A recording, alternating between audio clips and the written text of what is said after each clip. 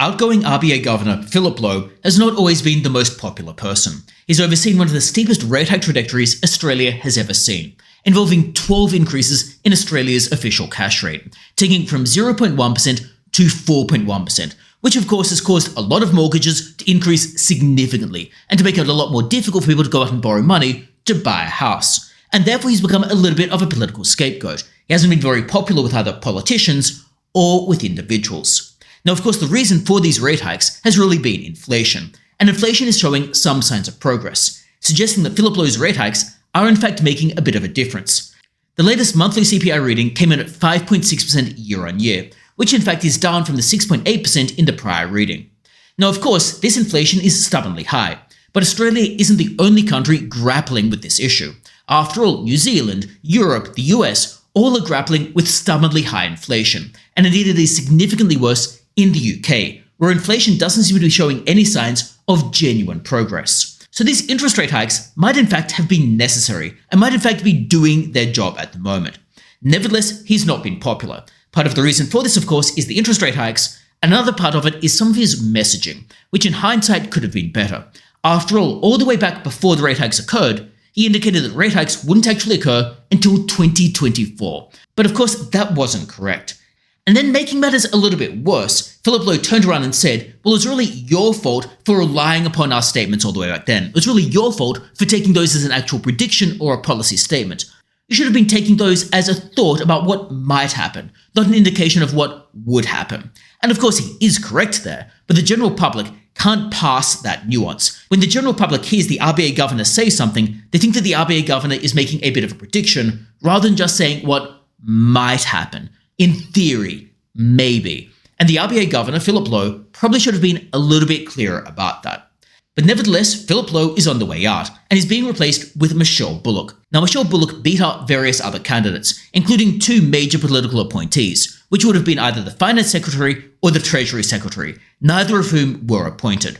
Now, Michele Bullock is an insider from the RBA. She's been with the RBA since 1985, effectively a lifetime member of the RBA. She was the deputy governor, so of course was instrumental in these rate hike decisions. Therefore, she, as much as Philip Lowe, is behind what was going on with interest rates. And therefore she, as much as Philip Lowe, would likely continue this rate hike trajectory to the same extent. She would likely have a similar thought process to Philip Lowe, in part because she has been with the RBA for so long, in part because she has been with senior executive teams in the RBA for so long, and seems to be of that same wavelength. So this appears to be just a continuation of what was going on with the RBA before. Michele Bullock is coming in as the new RBA governor after Philip Lowe's term ends in September. It would appear she's probably going to have a similar thought process to Philip Lowe.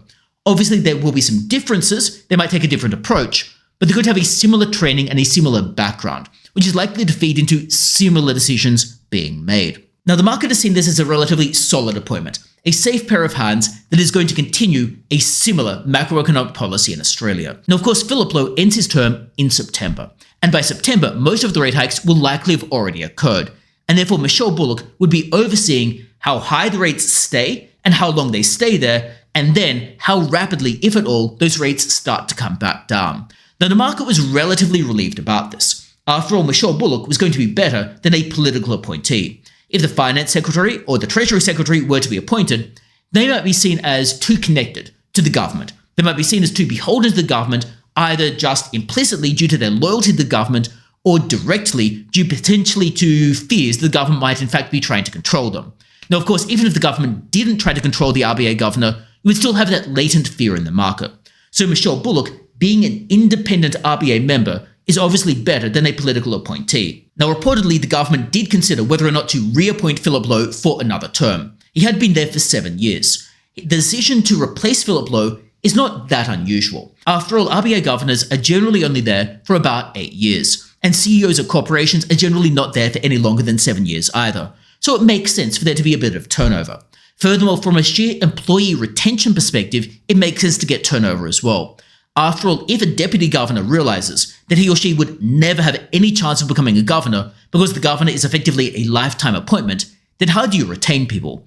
You're just going to get people bleeding to other institutions. And we already potentially have seen some of that occur with some of the other potential contenders going into other organizations. Now, the market has been relatively sanguine about this. The ASX 200 went up a bit around this news. However, we can't overstate this, because the S&P 500 also increased in the prior day of trade. So the ASX 200 might just have been following what was happening in the US, which is often what occurs. So not totally clear the market actually reacted that much to this appointment, i.e. the market might have already expected some of it, and also this just means that the status quo is going to continue onwards. The market might have reacted very negatively if an alternative appointment were to come in, but the market seemed to regard this as an acceptable, reasonable, solid, status quo type pick. But like I said, we're likely to see the status quo of interest rates continue into the future.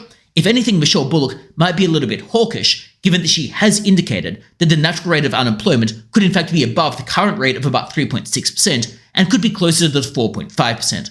So she might in fact be quite open to interest rates remaining higher for longer as unemployment starts to creep back up. If you've got any thoughts about her appointment to the RBA as the RBA's governor, well, let me know that in the comments below. And otherwise, thanks a lot for tuning in. Don't forget to subscribe, and hopefully I see you next time as well.